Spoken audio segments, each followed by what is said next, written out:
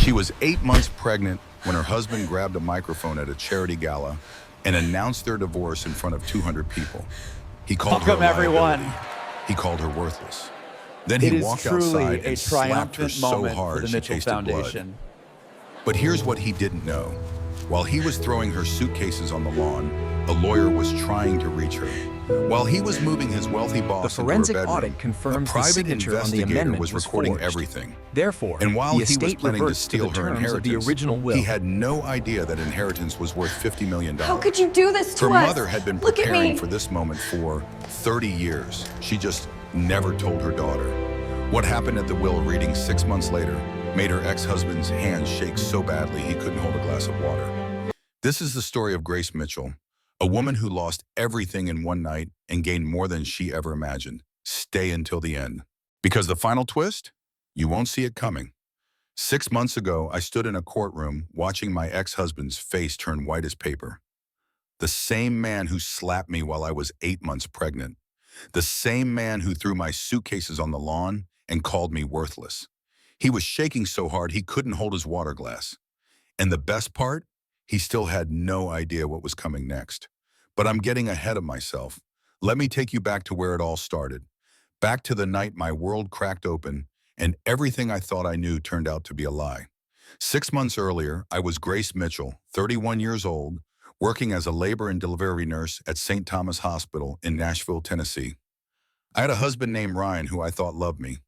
I had a baby nursery painted pale yellow because we didn't know yet if we were having boys or girls. Twin babies, the doctor had said during our 20-week ultrasound. Ryan had smiled that day. He had kissed my forehead and said we were blessed. I believed him. That was my first mistake. It was a Tuesday evening in late November when everything changed. Thanksgiving was 3 days away, and I was in the nursery folding tiny onesies, talking to my belly the way pregnant women do when they think no one is listening. Your daddy's working late again, I said to the babies kicking inside me. But that's okay. He's building our future, right? That's what he says. My mom always told me to watch what a man does, not what he says. But Ryan said he loved me. I told myself that counted for something. The phone rang. I picked it up without looking at the screen, still smoothing wrinkles out of a yellow sleeper. Mrs. Mitchell? The voice was professional, gentle in that way people get when they're about to deliver bad news. I'm calling from Vanderbilt Medical Center. I'm so sorry to inform you that your mother, Josephine Parker, passed away this morning. She went peacefully. The onesie slipped from my fingers. I don't remember sitting down, but suddenly I was on the floor of the nursery, one hand pressed against my stomach, the other clutching the phone like it might disappear. My mama, my quiet, hardworking mama who had raised me alone in a 2-bedroom duplex on the east side of Nashville. My mama who worked as a hotel maid for 30 years and never complained. My mama who taught me that dignity doesn't require an audience and that real strength is silent. She was gone. I called Ryan immediately. It went to voicemail. I texted him 3 words that should have brought any husband running home. Mom's gone. Please come home. 3 hours passed. 3 hours of me sitting in that nursery, crying until I couldn't cry anymore, waiting for the sound of his car in the driveway. When he finally walked through the door, he was scrolling through his phone. He didn't even look up. Hey, did you call? I was in meetings. Victoria needs the Q4 projections by Friday, and I'm behind on the analysis. He finally glanced at me. Wait, why are you crying? My mom died, Ryan, this morning. He blinked. His face shifted into something that almost looked like concern, but didn't quite reach his eyes. Oh, that's rough. That's really rough, babe. Listen, I need to finish this report. Victoria's counting on me. We'll talk tomorrow, okay? He patted my shoulder. The way you'd pat a coworker who just told you their parking spot got stolen. Then he walked to his home office and closed the door. I sat there in the hallway outside his office, 8 months pregnant with his children, my mama freshly dead, and I made excuses for him. He's stressed. He's got a big project. He'll be different once the babies come. I was so good at lying to myself. The next morning, I found a box of my mother's belongings on the kitchen table. The hospital had sent over her personal effects. Not much because Mama never had much. A worn Bible, a few photographs, a cheap watch with a cracked face, and one other thing, an old flip phone, the kind that belonged in 2005, with a sticky note attached in my mother's careful handwriting. Gracie, keep this charged. If anything happens to me, someone will call. Trust them. Love, Mom. I stared at that note for a long time. My mama had been a hotel maid, then a housekeeper for wealthy families in Belle Meade. Why would anyone important call about her? What was there to say? I plugged the phone into charge and set it aside. I had bigger things to worry about, like the fact that my husband had just walked into the kitchen wearing his best suit, looking like a man headed somewhere important. I talked to Victoria, he said, not meeting my eyes. She thinks we should skip your mom's funeral. Bad optics right before the company holiday gala. People might think I'm distracted from work. Skip my mother's funeral? Ryan shrugged. It's not like she was anyone important. No offense. Something shifted in me then. Something small but significant, like the first crack in a dam. I felt my jaw tighten, felt words rise up from somewhere deeper than my usual need to keep the peace. I'm going to my mother's funeral, Ryan. With or without you. He rolled his eyes. Fine. But don't expect me to hold your hand through another emotional spiral. Some of us have actual responsibilities. He left for work. I stood in the kitchen, hand on my belly, feeling both babies kick at once, like they were agreeing with me, like they knew something wasn't right. The funeral was 3 days later. Small chapel, barely any flowers. Only 4 people showed up. Me, the pastor, a man in an expensive suit I didn't recognize, and Diane Brooks. Diane was 58 years old, my mama's best friend for nearly 40 years. She was a retired accountant with a sharp tongue and a tendency to say exactly what she thought, no matter who was listening. She'd known me since I was in diapers, and she'd never liked Ryan. She called him slick, which in Diane's vocabulary was not a compliment. After the service, she pulled me aside. Her eyes were red from crying, but her grip on my arm was steady. Honey, your mama was more than what she showed. She had reasons for keeping things quiet. When you're ready, there's people who need to talk to you. Diane, what are you talking about? Mama was a housekeeper. Diane's expression flickered. Something between grief and frustration crossed her face. Your mama was the smartest woman I ever knew, and the most careful. Just promise me you won't throw away that old phone, okay? Before I could ask more questions, she squeezed my hand and walked away. The man in the expensive suit left a business card on the guest book table. I picked it up after everyone was gone. Marcus Webb, attorney at law, estate and trust division. Estate? What estate? My mama died with less than $4,000 in her bank account. What could a trust attorney possibly want with me? I tucked the card into my purse and forgot about it. I had other things to focus on. Like the charity gala the next night, the one Ryan insisted I attend even though I was 8 months pregnant and my mother had just been buried. I didn't know it then, but that gala would be the night my husband destroyed my life in front of 200 people, and the night I started learning who I really was.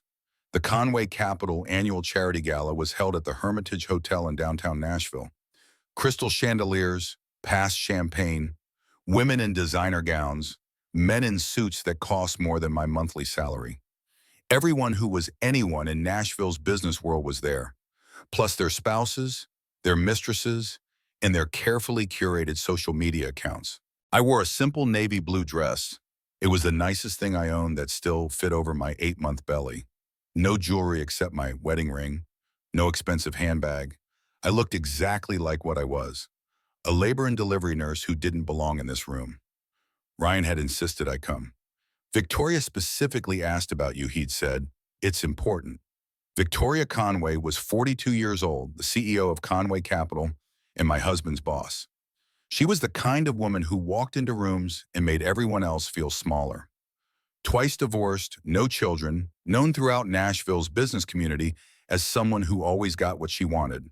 She had built her company from nothing after her father's business partner stole everything from her family. She had learned young that taking what you want wasn't cruelty, it was survival. I'd met her a few times at company events.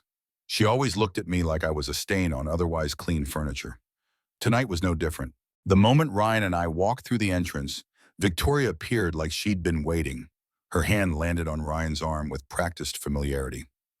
Too familiar, too comfortable. So this is the famous Grace, she said. her eyes traveling over my dress, my swollen ankles, my bare neck. Ryan talks about you constantly. She was lying. I knew she was lying. But I smiled anyway because that's what women like me did. We smiled and pretended not to notice when something was wrong. Dinner was announced. I moved toward the seat next to Ryan, the way any wife would. But Victoria got there first. She sat down in my chair, crossed her legs, and looked up at me with polished innocence.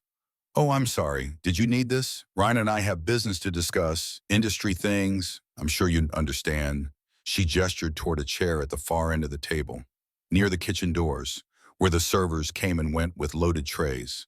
I looked at Ryan, waited for him to say something, to stand up for me, to at least acknowledge that his pregnant wife shouldn't be exiled to the servants' corner at a public event. He didn't meet my eyes. "It's fine, babe. It's just one dinner." So I sat where I was told. Servers bumped my chair as they passed. Someone's elbow knocked my water glass. No one apologized. No one even looked at me. My mama used to say that the way a man treats you in public is who he really is. Private is just practice. I should have listened. After dinner, there was a toast. Ryan took the microphone. I expected the usual corporate gratitude, maybe an announcement about quarterly earnings or a new client acquisition. What I got was something else entirely. "I want to thank Victoria Conway for believing in me," Ryan said, his voice carrying across the silent ballroom, "for seeing my potential when others couldn't." He paused, looked directly at me, and in that moment, I knew. I knew before he said the words. I knew from the way his eyes had gone cold, from the way Victoria was smiling, from the way his mother Linda was nodding from her seat near the front. And I want to announce something personal. Effective immediately, I'm filing for divorce from my wife, Grace Mitchell. The room gasped. Phones rose from tables. Somewhere someone laughed nervously, then stopped when no one joined in. "She's become a liability," Ryan continued. "Financially, emotionally, professionally. I can't let her drag me down anymore. I've already consulted lawyers. She'll be served tonight. I'd appreciate if everyone respected my privacy during this difficult transition." He handed the microphone back to the event coordinator like he'd just finished a quarterly report. Victoria smiled. Linda Mitchell dabbed at her eyes, but she was smiling too. I tried to stand. My legs wouldn't cooperate. The room was spinning. The babies were kicking, hard, panicked, like they could feel my terror. An older woman at this next table touched my shoulder. "Honey, don't give them a reaction. That's what they want." "Breathe." So I breathed. I forced myself upright. I walked toward the exit with whatever dignity I had left, feeling 200 pairs of eyes on my back, hearing the whispers starting like wind through dry leaves. I made it outside. Fresh air hit my face. I thought maybe I could get to my car, drive somewhere, fall apart in private. Then I saw my suitcases. They were dumped on the hotel's side lawn. My clothes spilling out onto wet grass. My nursing scrubs. My prenatal vitamins. Baby onesies scattered like confetti at the worst party in the world. Ryan had followed me out. He stood there with his hands in his pockets, looking at me like I was a problem he'd finally solved. "Did you really think you could keep pretending? Playing the loyal wife while you have nothing to offer me?" "Ryan, I'm carrying your children." His lip curled. "Are they even mine?" The accusation hit like a physical blow. Of course they were his. I'd never even looked at another man our entire marriage. But he wasn't asking because he doubted. He was asking because he wanted to wound. I bent down to grab my medical bag from the pile. "I need my prenatal records. The babies need their medical information." He grabbed my arm, hard, hard enough to bruise, hard enough to make me gasp. "You don't need anything from me anymore." Then he slapped me, open palm across my face. My head snapped sideways. I tasted blood where my teeth cut my cheek. For a second, everything went white. I ended up on the ground, wet grass soaking through my dress, one hand on my belly, the other bracing myself, trying not to fall completely. 20 feet away, a valet looked at the ground, pretended he hadn't seen anything.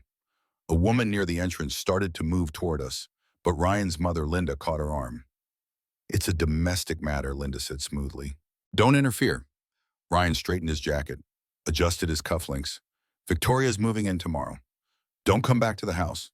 Then he walked inside, back to the party, back to Victoria, back to his new life. I sat there in the grass for a long time, 8 months pregnant, bleeding, alone, holding scattered baby clothes and wondering how I'd ended up here. I didn't know it then, but someone was watching from a car parked across the street. Someone my mother had put in place months ago, waiting for exactly this moment. And somewhere in my purse, that old flip phone was finally charged and ready to deliver a message that would change everything. Diane Brooks found me at 2 in the morning. I'd managed to get myself to her apartment somehow, driving through tears and shock with one hand on the steering wheel and the other pressed against my aching belly. The twins hadn't stopped moving since the slap, restless and frightened in a way I could feel but couldn't explain. "That son of a bitch," Diane said when she opened her door and saw my face. "That cheap suit-wearing, mama's boy, no good son of a bitch. I'm gonna key his car. I'm gonna slash his tires. I'm gonna find out where Victoria Conway gets her hair done and put Nair in her conditioner bottle. Diane, please. I just need to think." She stopped mid-rant. The anger drained from her face, replaced by something softer. She guided me to her couch, brought ice for my cheek, wrapped a blanket around my shoulders like I was a child coming in from the cold. "Honey," she said, sitting beside me, "your mama was afraid this would happen. She never trusted that man. She told me once, 'Diane, my Gracie loves too hard. Someday someone's going to use that against her.' I should have said something sooner." "What could you have said? I wouldn't have listened." Diane was quiet for a moment. Then she almost smiled. "You Mitchell women are stubborn as hell.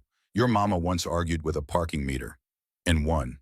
Despite everything, I felt my lips twitch, the first almost smile in hours.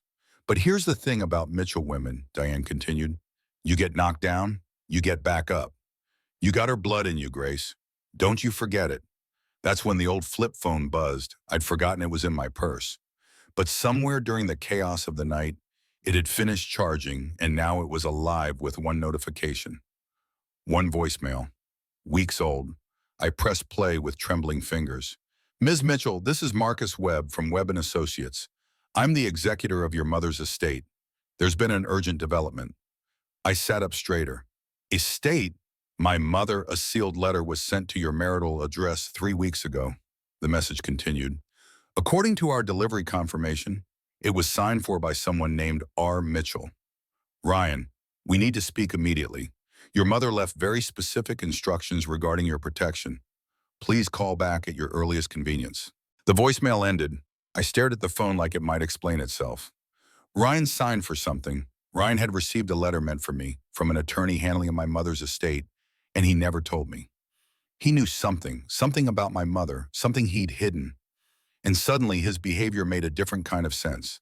The coldness when she died, the insistence that she was nobody important, the public humiliation at the gala, the divorce announcement, the violence.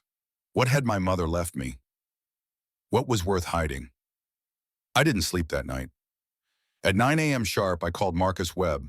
His office was downtown, in a building that wasn't flashy but felt substantial. Books lined every wall. The desk was organized but worn, the kind of furniture that belonged to someone who'd been doing this work for decades. Marcus Webb himself was maybe 50, with gray at his temples and eyes that had seen too many family secrets to be surprised by anything. He didn't waste time with small talk. He saw my bruised cheek, my pregnant belly, the exhaustion carved into my face, and he got straight to the point. "Your mother, Josephine Parker, spent 40 years building something most people never knew existed." He opened a folder and slid it across the desk. "She started as a hotel maid at the Opryland Hotel in 1985. By 1990, she'd saved enough to buy her first duplex. Cash. Below market value. She renovated it herself. I looked at the documents. Property deeds. Tax records. Photographs of my mother in work clothes. Painting walls, fixing pipes. A younger version of the woman I remembered, but with the same determined set to her jaw. By 2000, she owned 15 properties. By 2010, 47. By the time she passed, your mother controlled a real estate portfolio worth approximately $50 million. The words didn't make sense at first. I heard them, but my brain refused to process them. 50 million. Marcus nodded. "She never upgraded her lifestyle, never bought a nice car, Never moved out of that duplex you grew up in. She lived like she was still counting pennies because she knew that visible wealth attracts predators. The room felt unsteady. I gripped the arms of my chair. She knew someone might try to use me, I whispered. She was terrified but that's why she set up the trust the way she did. Marcus explained the structure. The full inheritance would transfer to me on one condition. I had to claim it independently. If any spouse, partner, or family member attempted to access the trust on my behalf or filed any claim to marital assets involving these funds, the trust would freeze for 5 years and trigger a full investigation. Ryan tried to access it, I said. It wasn't a question. Marcus pulled up another document. 3 days after your mother's funeral, someone using Ryan Mitchell's credentials attempted to access trust records at First Tennessee Bank. He used your maiden name. He claimed to be inquiring on behalf of his wife. I looked at the timestamp. The same day he publicly humiliated me. He tried to grab my inheritance in the morning, then destroyed my reputation at night. He knew. He knew there was money, and he still did all of that to me. He triggered the investigation clause, Marcus said, which means the trust protection protocols are now active. Protection protocols? Your mother arranged for certain safeguards. A private investigator who's been monitoring the situation since she was hospitalized, a forensic accountant who's already pulling financial records, and a family law attorney named Sandra Newman who's been on retainer for exactly this situation. I stared at him.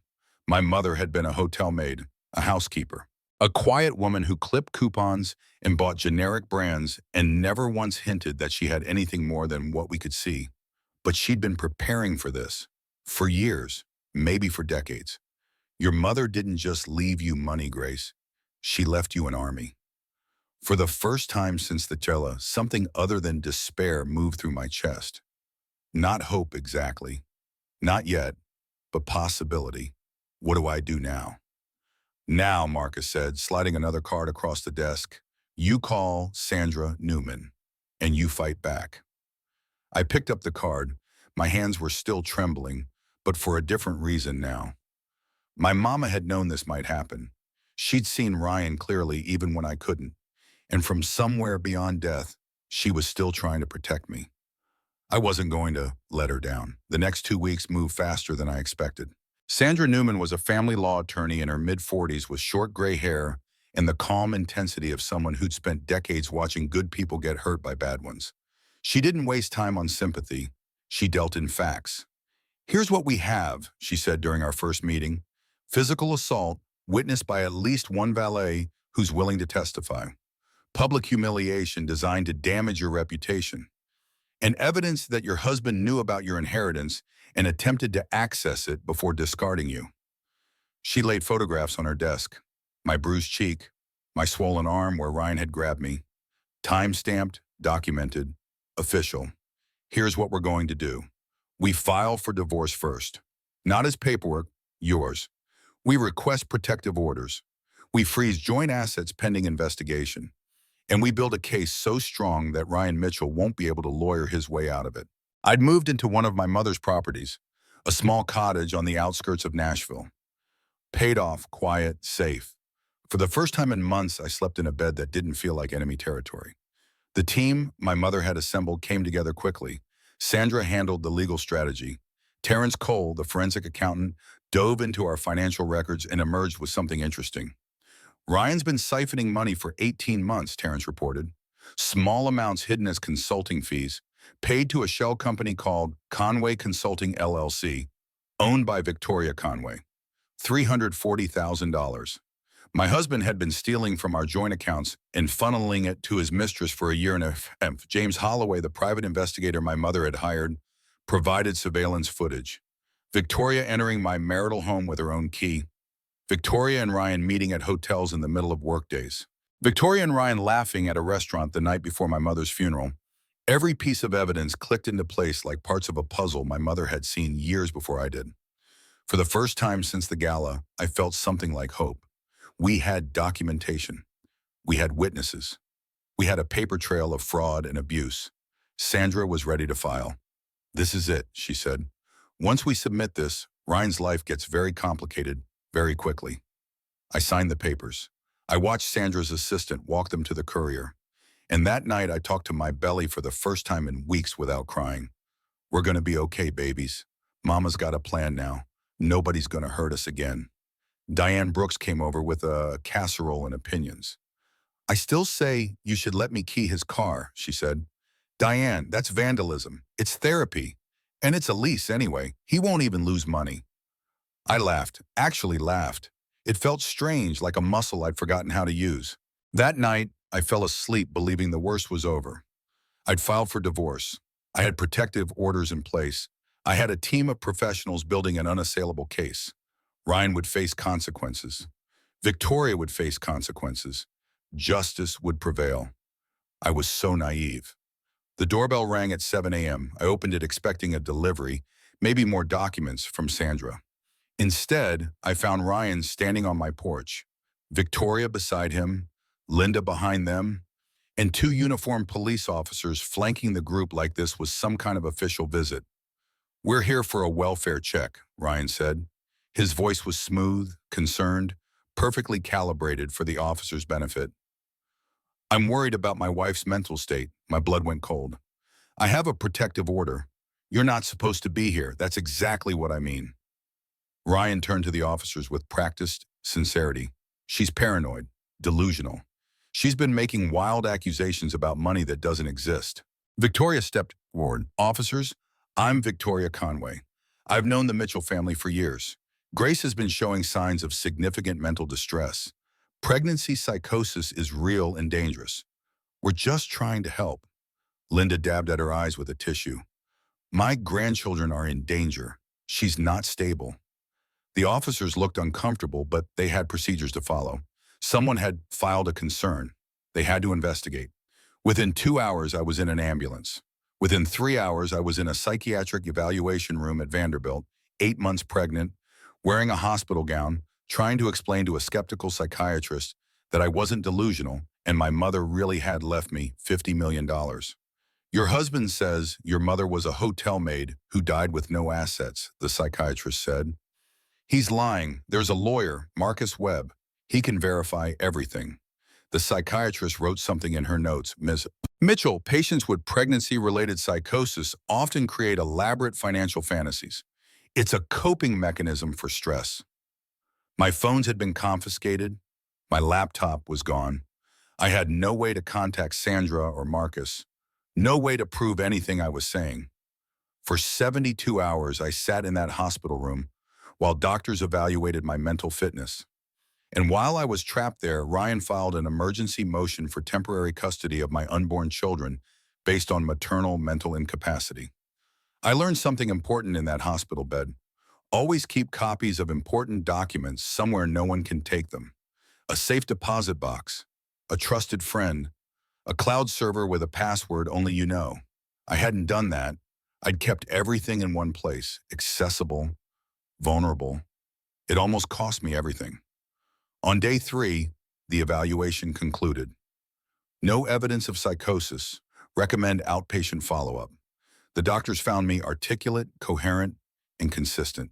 They couldn't hold me any longer. Sandra Newman was waiting in the lobby. Beside her stood Marcus Webb, looking grimmer than I'd ever seen him. The custody motion was dismissed, Sandra said. Emergency orders require evidence of imminent harm. They had nothing but speculation. The judge wasn't impressed. I sagged with relief. But there's something else, Marcus added. While you were in here, someone leaked your story to a Nashville gossip blog. They're painting you as an unstable gold digger who had a breakdown at a charity event. He showed me his phone. The headline made my stomach turn. Conway Capital VP files for custody. Claims pregnant wife suffered mental breakdown at charity gala. The comments were worse. Poor guy dealing with a crazy wife. Gold digger got caught. Some women trap men with pregnancy. Ryan had weaponized the system against me. He'd used my mental health, my pregnancy, my grief over my mother, all twisted into a story that made him the victim. But we also have good news, Sandra said. Terrence finished the forensic analysis. We have the fraud documented.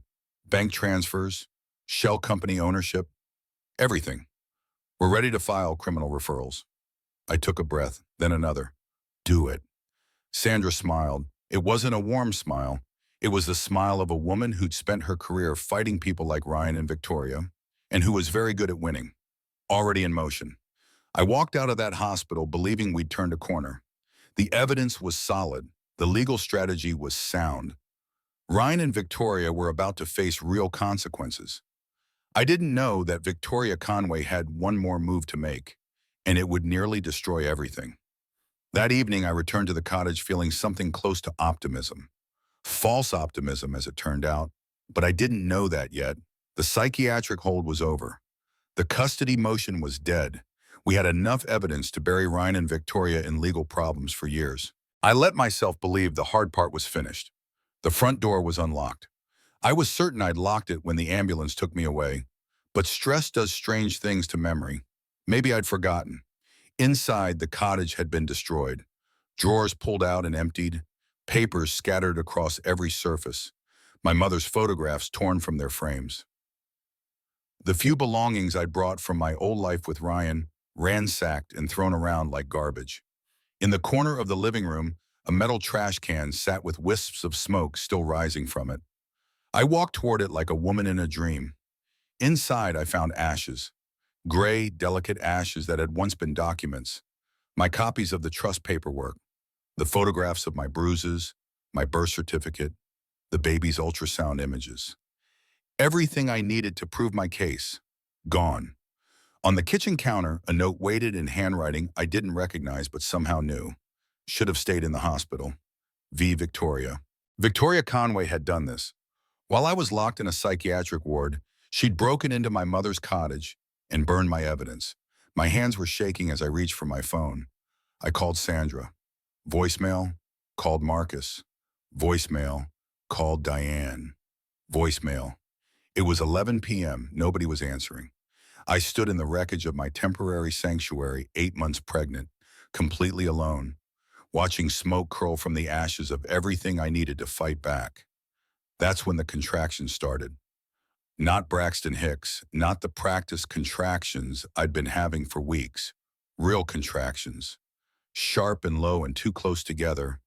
Too early. The babies weren't due for another 6 weeks. No, I whispered, not now, please not now, but bodies don't negotiate. The twins were coming, whether I was ready or not. I drove myself to the hospital. I shouldn't have. It was dangerous, reckless, potentially deadly. But I had no one to call, no one to help, no one to hold my hand while my world collapsed around me. The labor and delivery unit at St. Thomas was familiar territory. I'd worked these halls for years.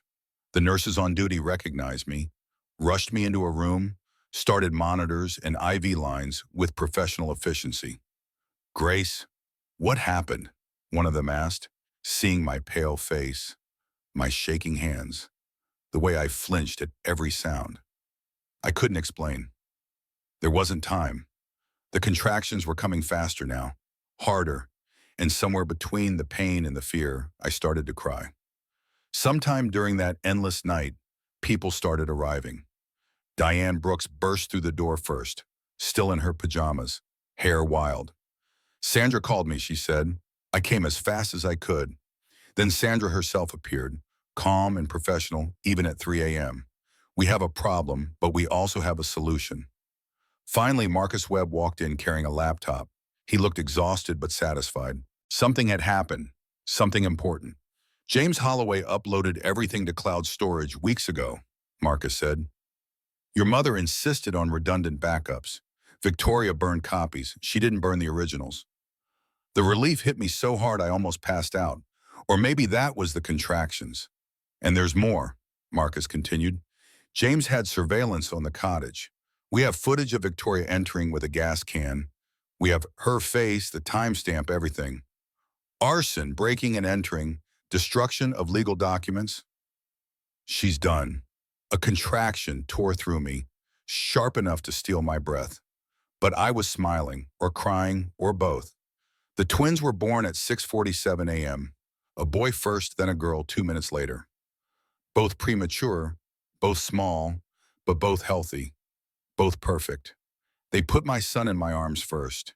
He had a dimple in his chin and tiny fingers that wrapped around mine like he'd been waiting his whole existence for this moment. Then my daughter, with her mother's stubbornness already visible in the set of her jaw. "Welcome to the world, babies," I whispered. "Sorry about all the drama. It's almost over." Diane leaned over my shoulder to look at them. "This one's got your mama's stubborn chin," she said, pointing at my son. "He's gonna be trouble." I laughed through my tears. "Good," I said. "Mitchell women are stubborn. It's about time we had a stubborn Mitchell man, too." 3 weeks after the twins were born, I was ready to fight back. Their names were Joseph and Marie. Joseph for my mother, Josephine. Marie because it had been my grandmother's name, a woman I never met but whose strength apparently ran in the family bloodline. They slept in matching bassinets in Diane's guest room while I recovered. Diane had insisted I stay with her until everything was resolved. "Too dangerous at the cottage," she said. "Too many bad memories." She wasn't wrong. Sandra Newman had been working around the clock. The evidence we'd gathered was overwhelming. Ryan's fraud, Victoria's arson, the conspiracy to have me committed, the attempted theft of my inheritance. Every piece documented, time-stamped, and ready for presentation. But Sandra wanted more than evidence. She wanted theater. "We're going to do this at the will reading," she said during one of our strategy sessions. "Your mother's estate requires a formal reading with all interested parties present. Ryan qualifies because he was your spouse when she died and because he attempted to access trust assets. Victoria qualifies because she's named in the fraud investigation. You're going to ambush them. I'm going to give them exactly what they expect," Sandra corrected.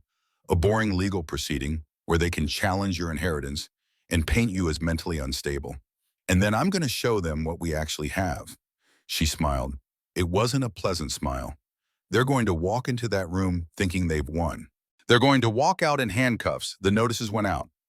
Formal legal correspondence requiring attendance at the reading of Josephine Parker's last will and testament. Ryan received his at the apartment he now shared with Victoria. Victoria received hers at Conway Capital's headquarters. Neither of them knew what was waiting. The reading was scheduled for a Tuesday morning. I spent the night before it at Diane's trying to sleep, failing, finally giving up, and sitting in the dark living room watching my babies breathe. There's something that happens when you become a mother. The world shifts. Everything you thought mattered, everything you thought you couldn't survive, recalibrates around this new truth. Your children need you to be strong. Your children need you to fight. Your children need you to win. Ryan had slapped me while I was carrying them. Victoria had burned evidence while I was in labor with them. Linda had tried to take custody of them before they were even born. Tomorrow, I was going to make sure none of them ever got near my babies again. I walked into the conference room at 9 a.m. sharp. Professional clothes, minimal makeup, no visible emotion. Sandra had coached me on presentation. Don't give them anything to react to. Don't let them see you're afraid. You're a Mitchell woman. Act like it. Ryan was already there, sitting at the far end of the table in his best suit, looking smug and confident. Beside him sat Victoria, perfect as always, her hand resting on his arm in a display of ownership. Linda had come too, positioned behind her son like a bodyguard made of designer clothing and judgment. At the head of the table sat Marcus Webb. Beside him, Sandra Newman and Terrence Cole. And in the corner, two people I didn't recognize in professional attire. Ryan noticed them and frowned. "Who are they?" "You'll understand shortly," Marcus said. The reading began. Marcus walked through the preliminary legal language, the verification of identity, the confirmation of Josephine Parker's death, and the activation of her estate documents. Ryan shifted impatiently in his seat. This was, to him, a formality, an opportunity to challenge the trust on grounds of my mental instability. He had his arguments prepared. He had no idea what was coming. "The estate of Josephine Parker," Marcus read, "valued at approximately $50 million in real estate holdings, is hereby transferred in full to her sole heir, Grace Marie Mitchell." Ryan scoffed. "This is ridiculous. That woman was a cleaning lady. I want proof of these supposed assets." Marcus slid a folder across the table. Property deeds, bank statements, tax returns, 30 years of documentation proving every word. I watched Ryan's face as he flipped through the pages, watched the color drain from his skin, watched his hands start to shake. Victoria's expression didn't change, but her fingers tightened on Ryan's arm. She knew. She'd always known there was money. That's why she'd helped him destroy me. However, Marcus continued, due to multiple documented attempts to interfere with this estate, including attempted unauthorized access, conspiracy to commit fraud, and destruction of legal documents, the following evidence has been compiled and referred to the appropriate authorities. A screen behind him flickered to life. Victoria's emails appeared first.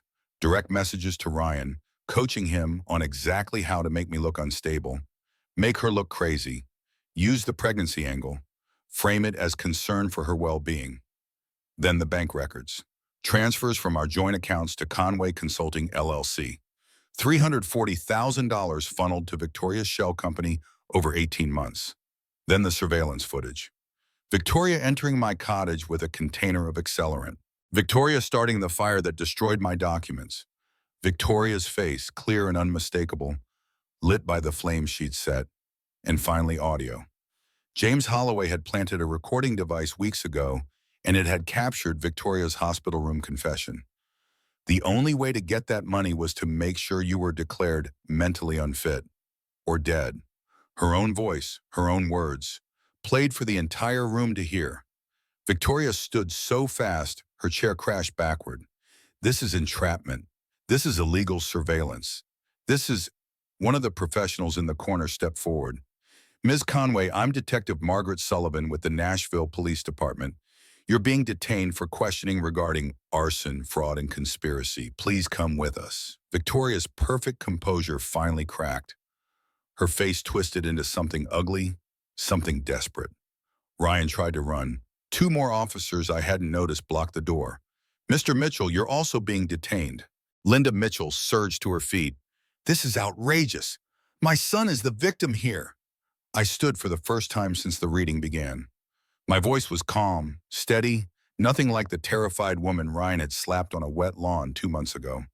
Mrs. Mitchell, your son hit me while I was 8 months pregnant. He stole from me for 2 years. He tried to have me committed to steal my children's inheritance. He is not the victim. Linda opened her mouth, closed it, had nothing. The officers led Ryan and Victoria out in handcuffs. Not dramatically, not with sirens and shouting. Quietly, professionally, like taking out trash that had finally started to smell. Marcus cleared his throat. One more thing. He pulled an envelope from his briefcase. Josephine left a personal letter for Grace, to be read after the truth came out. The envelope was simple. Plain white paper, my name written across the front in my mother's careful handwriting. I'd seen that handwriting on grocery lists and birthday cards and notes tucked into my school lunches. Now I was seeing it one last time. My hands trembled as I opened it. My Gracie, my mother's voice said through the ink and paper. If you're reading this, then someone tried to hurt you, and you survived. I knew they would try. People always try when they smell money. I had to stop, had to breathe. The room was quiet around me, Sandra and Marcus and Diane all watching, all waiting, all giving me space to feel whatever I needed to feel. I kept reading. I kept you in the dark because I wanted you to find a man who loved you, not my bank account. I wanted you to build a life based on who you are, not what you'd inherit. I'm sorry if I was wrong. I'm sorry if it cost you. But I also knew you'd fight because you're a Mitchell woman. We get knocked down, Grace. We always get knocked down. But we get back up. We get back up because we have to. Because giving up was never in our blood. The money is yours now. Use it for the babies. Use it for yourself. Use it to build a life where no one can ever make you feel small again. I am so proud of you, sweetheart. I have been proud of you every single day of your life, from the moment I first held you in my arms to the moment I wrote these words. Whatever happens next, wherever you go, whoever you become, know that your mama loved you with everything she had. Now go show the world what Mitchell women are made of. Love always, Mama. P.S. Diane knows where I hid the good bourbon. Have a glass for me. I was crying by the end, not the desperate, terrified tears I'd cried on that wet lawn. These were different, cleaner somehow, grief and gratitude and something else mixed together. Diane was crying too. Damn woman, she muttered, wiping her eyes. 50 years I knew her, and she still finds ways to make me bawl. She pulled out her phone and typed a message. Found the bourbon, she read aloud. It's the expensive kind. Your mama had taste? I laughed through my tears. Of course she did. Sandra gave me a few minutes to compose myself before moving to practical matters. The criminal proceedings would take time, months, maybe years, but the civil protections were already in place. Ryan had no claim to the inheritance, no claim to custody, no claim to anything except the consequences of his own choices. The divorce would be finalized within weeks. The protective orders would remain in place indefinitely. The trust would transfer to my full control. I was, for the first time in my adult life, completely free. What do you want to do now? Sandra asked. It was a simple question, but it stopped me cold. For so long, my life had been about reaction. Reacting to Ryan's moods, reacting to his demands, reacting to crisis after crisis after crisis. Now I could act instead. Now I could choose. I want to go home, I said. I want to hold my babies. And then I want to figure out how to make sure this never happens to anyone else. Sandra nodded like that was exactly the answer she expected. Diane drove me back to her apartment where Joseph and Marie were waiting with the overnight nurse I'd hired. I walked through the door and heard them fussing in their bassinets, and something inside me finally settled. For the first time in months, I knew exactly where I belonged. I picked up Joseph first, then Marie, held them both against my chest, and let their tiny warmth seep into all the cold places Ryan and Victoria had left behind. Your grandmother was an incredible woman, I told them. And someday when you're older, I'm going to tell you her whole story. How she started with nothing and built an empire. How she kept it secret to protect us. How she loved us enough to prepare for the worst and hope for the best. But for now, I just needed you to know this. We're safe, we're together. And nobody is ever going to hurt us again. Marie grabbed a fistful of my hair. Joseph made a sound that might have been agreement or might have been guess. I laughed anyway. Mitchell babies, I said, stubborn from day one. The trials took 11 months. I didn't attend every session, couldn't face seeing Ryan and Victoria day after day, but I was there for the verdicts. Ryan Mitchell was convicted of fraud, financial abuse, and assault.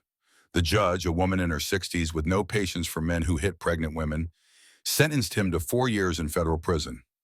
No parole eligibility for 18 months. Victoria Conway's trial was longer and more complicated. Corporate fraud, arson, conspiracy, destruction of evidence, obstruction of justice. The list went on. Conway Capital collapsed during the investigation when federal regulators discovered additional irregularities that had nothing to do with me. She'd been running schemes long before she set her sights on my inheritance. She received 7 years. Her appeal was denied. Linda Mitchell was never charged with anything criminal.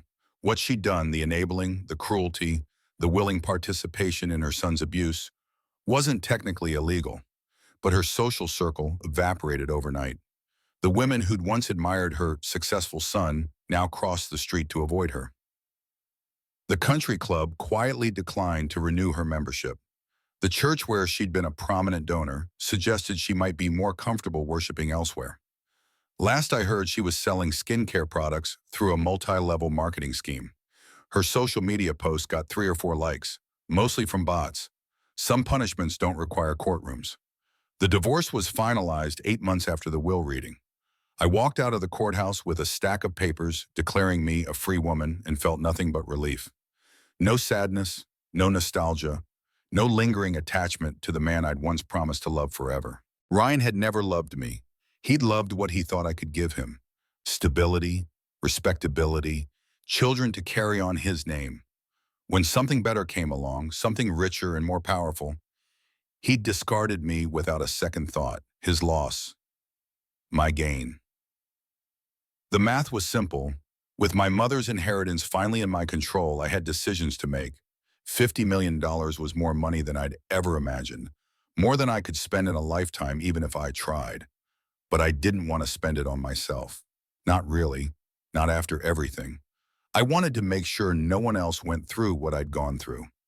The Josephine Parker Foundation launched 14 months after my mother's death.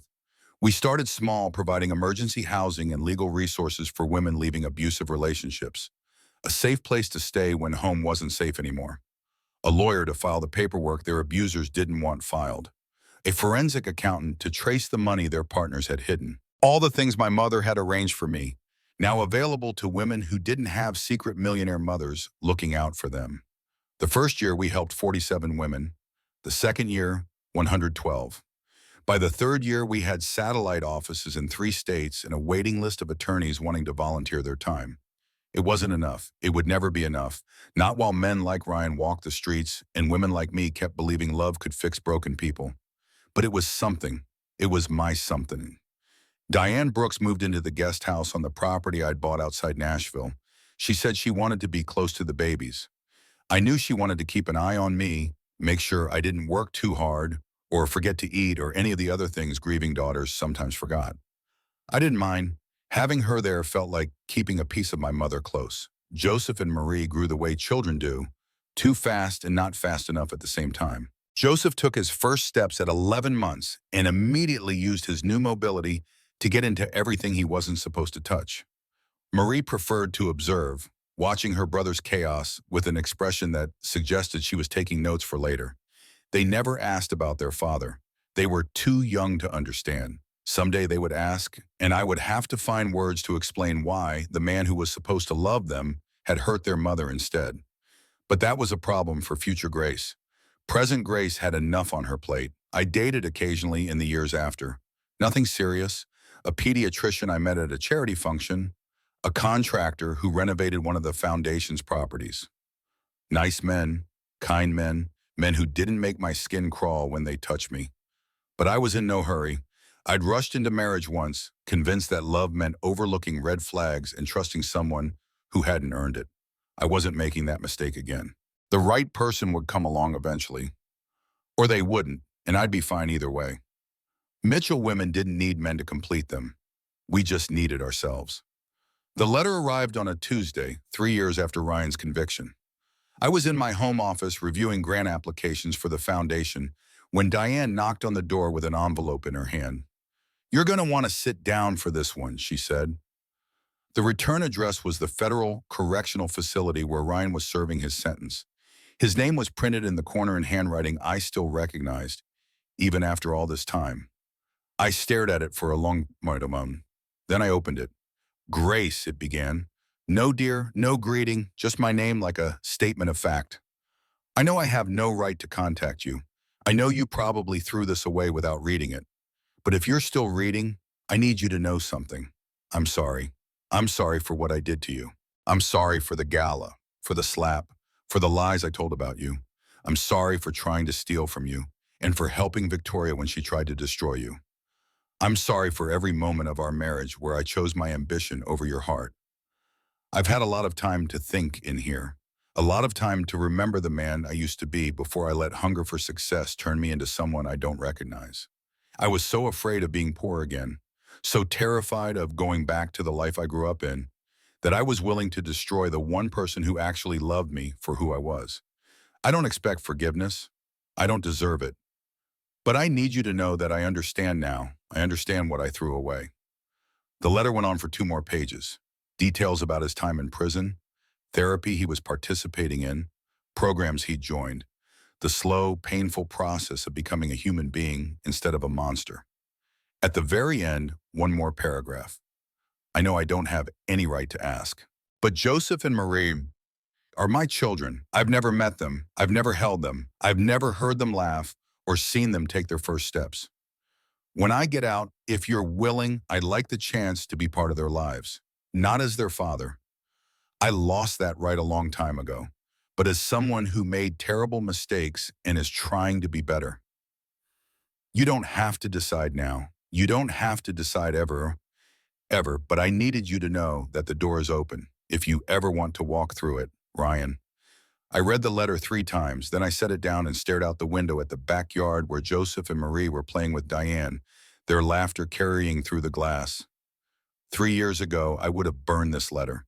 I would have torn it to pieces and felt righteous doing it. But I wasn't the same woman I'd been 3 years ago. I was stronger now, more certain of myself, more capable of holding complicated emotions without being destroyed by them. Ryan had hurt me in ways that still echoed through my life. He'd hit me. He'd stolen from me. He tried to have me committed and take my children. Those weren't small things. Those weren't mistakes that an apology could erase. But he was also the biological father of my children. And someday Joseph and Marie would ask about him. They would want to know who he was, what he'd done, why he wasn't around. I could tell them he was a monster. It would be true. Or I could tell them he was a human being who made monstrous choices and spent the rest of his life trying to become something better. That might also be true, depending on what Ryan did with his freedom. I didn't have to decide today. The letter said I didn't have to decide ever, so I put it in a drawer with other important documents, things I might need to reference someday but didn't need to think about right now.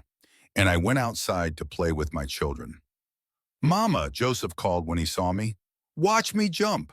He jumped approximately 4 inches off the ground and looked at me like he'd just conquered Everest.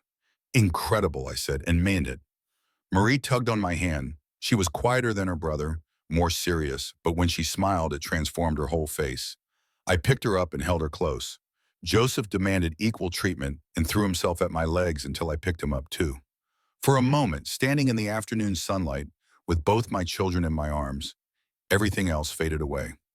Ryan's letter, Victoria's conviction, the money and the foundation and the complicated legacy my mother had left behind. There was just this, just us, just the life we'd built from the wreckage of the one that had been taken from us. Whatever came next, we would face it together. People ask me sometimes, usually at foundation events or interviews about the charity, how I survived it. How I went from being slapped on a lawn while 8 months pregnant to running a multi-million-dollar nonprofit that helps women across the country. The honest answer is, I don't know. I don't know where the strength came from to get back up when Ryan knocked me down. I don't know how I kept breathing during those 72 hours in the psychiatric ward. I don't know what made me sign the papers Sandra put in front of me instead of giving up. But I have a theory. I think it was my mother. Not in some mystical sense, not her ghost whispering encouragement from beyond, but her voice in my head, her lessons in my bones, her stubbornness running through my blood like an inheritance that couldn't be measured in dollars. She raised me to be strong even when strength felt impossible. She raised me to get back up even when staying down seemed easier. She raised me to be a Mitchell woman, and Mitchell women don't quit. So I didn't quit, even when I wanted to. Even when it would have been simpler to disappear, to take my inheritance and run to some beach town where nobody knew my name. I stayed, I fought, I built something that mattered. And now, every time another woman walks through the foundation's doors, terrified and bruised and convinced that her life is over, I get to be the voice that tells her it isn't. I get to be the proof that survival is possible. That's my mother's real legacy. Not the money, although the money helps. The knowledge that getting knocked down isn't the end of the story. It's just the beginning of a different one. Joseph is 5 now. Marie, too. They start kindergarten next fall, and I'm already dreading the house being quiet without them. They know their grandmother through the stories I tell them, through the photographs on our walls, through the foundation that bears her name. They don't know about Ryan yet. Not really. They know they have a father who made bad choices and went away for a while. When they're older, I'll tell them more. I'll show them his letters, let them decide for themselves whether they want a relationship with him. That's not my choice to make. It's theirs. Diane is 70 now, still sharp-tongued, still bringing casserole, still threatening to key the cars of anyone who wrongs me. She's teaching Joseph how to play poker and teaching Marie how to cuss in ways I pretend not to hear. She's the closest thing to a mother I have left, and some days watching her with my children, I can almost see my mama there too, in the way Diane laughs, in the advice she gives, in the stubborn love that refuses to let any of us give up on each other. The foundation helped 243 women last year. That's 243 people who got a second chance when someone else tried to take their first one away. 243 families that stayed together or split apart on their own terms instead of being broken by violence or fraud or betrayal. It's not enough. It will never be enough. But it's something. And something is always better than nothing. If you're watching this and you're in the situation I was in, if you're being hurt or controlled or made to feel like you don't matter, I need you to hear something. It's not your fault that they lied. It's not your fault that you trusted someone who didn't deserve it. That's their shame, not yours. But it is your responsibility to protect yourself once you know the truth. Document everything. Keep copies somewhere safe.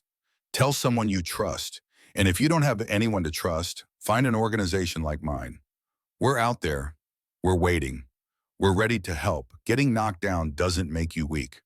Staying down does. My mama taught me that. Now I'm teaching my babies. And maybe through this story, I'm teaching you too. We're going to be okay. All of us. Because that's what survivors do. We survive, we rise. We build something new from the ashes of what was taken, and we never ever stop fighting. This is Grace Mitchell, signing off. Go hug someone you love. And remember, you're stronger than you think. The end. Or maybe not the end, maybe just the beginning. Because 6 months after Ryan got out of prison, he showed up at the foundation's office. Not to cause trouble, not to demand anything, just to volunteer. He stacked boxes in the warehouse for 3 hours, didn't say a word to anyone, and left. The next week he came back. He's been coming every Saturday for 2 years now. We still haven't spoken. I'm not ready. Maybe I never will be. But Joseph asked about him last month. Asked why the man in the warehouse looked sad. I told him the truth.